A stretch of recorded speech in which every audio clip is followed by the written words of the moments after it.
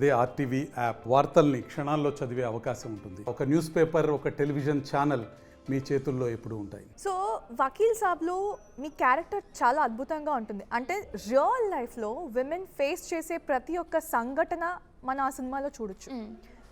మీరు కూడా రియల్ లైఫ్లో కాకుండా రియల్ లైఫ్లో అలాంటివి సినిమా ఇండస్ట్రీలోకి వచ్చాక ఫేస్ చేశారా? టు బి ఫ్రాంక్ అంటే నా వరకు అయితే నాకేం ఫేస్ చేయలేదు.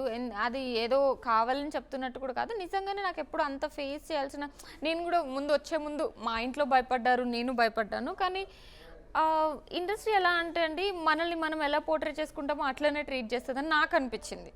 ఐ డోంట్ నో, మేబీ నేను అలాంటి సిచ్యువేషన్ మేబీ ఎప్పుడైనా ఉంటే నాకు కూడా అట్లాంటి ప్రాబ్లమ్స్ వచ్చాయి. ఇప్పటి వరకు లేను కాబట్టి ఏం ఫేస్ చేయలేదు. బట్ ఇన్ కేస్ ఫేస్ చేయాల్సి వచ్చినా కూడా మనం ఈ ప్రొఫెషన్ చూస్ చేసుకున్నాం. So you have to be strong, you have to be fight for yourself అని నాకు అనిపిస్తుంది. Right.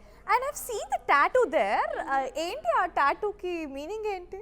It's a believe in yourself kind of thing. Believe in yourself, fly high, and in between that don't forget to smile and చెప్పి.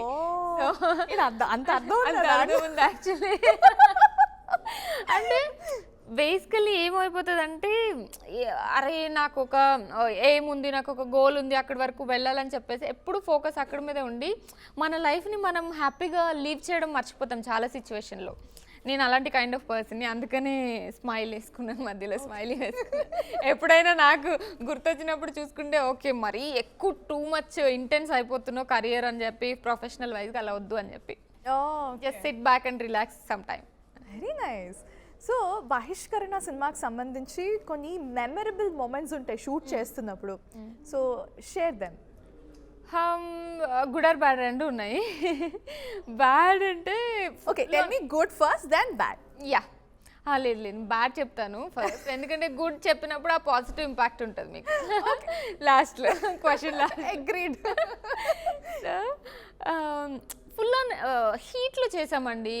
ఇప్పుడు Guntur side మేలో సమ్మర్లో అక్కడ చెప్పులు లేకుండా లాంగ్ షార్ట్ పెట్టేసి అక్కడ రోడ్ మీద అలా నడిపిస్తుంటే, second day of shoot something like that, అసలు నడుస్తుంటే నెక్స్ట్ డేకి కాళ్ళు అంటే చెప్పులు వద్దు, బికాజ్ సీన్లో కనిపిస్తాయి, లాంగ్ షార్ట్ పెట్టేసి నడిపించారు. ఏదో ఈ మూటలు ఏవో ఉన్నాయి కదా అవి పట్టుకొని నడుస్తూనే ఉన్నాం, ఎంతకీ షార్ట్ అవ్వట్లేదు. It was horrible. అట్లాంటి కైండ్ ఆఫ్ కొన్ని ఉన్నాయి. ఒకసారి ఫైట్ సీన్లో మొత్తం చాలా ఎక్కువ మంది, ఒక 50 మెంబర్స్ ఫైట్ జరుగుతుంది. నాట్ రియల్ ఫైటర్స్, నార్మల్గా ఊర్లో ఉన్న వాళ్ళు, జూనియర్ ఆర్టిస్టులు, వాళ్ళందరితో కలిపి ఫైట్ చేస్తున్నప్పుడు నా బ్యాంగిల్స్ విరిగిపోతాయి, బ్లడ్ వచ్చేసింది, but still you have to do it till the end of the shot. అట్లాంటివి కొన్ని ఉన్నాయి. But they are good memories. Maybe దీనికోసం మనం ఇంత కష్టపడ్డామని చెప్పేసి ఫైనల్గా అనిపిస్తుంది కదా మనకి, ఒక మంచి సాటిస్ఫాక్షన్ ఫీలింగ్ వస్తుంది. అది కాకుండా గుడ్ మెమరీస్ అంటే కొన్ని సింగిల్ షాట్ చేశారు. ఈ రోల్ చేసినప్పుడు నేను ఎప్పుడు ఇలా అవుట్ దేర్ అన్న రోల్స్ ఎప్పుడు చేయలేదు. ఎప్పుడు సాఫ్ట్గా, కామ్గా, ఇన్నోసెంట్గా ఉండే కైండ్ ఆఫ్ రోల్స్ చేశాను.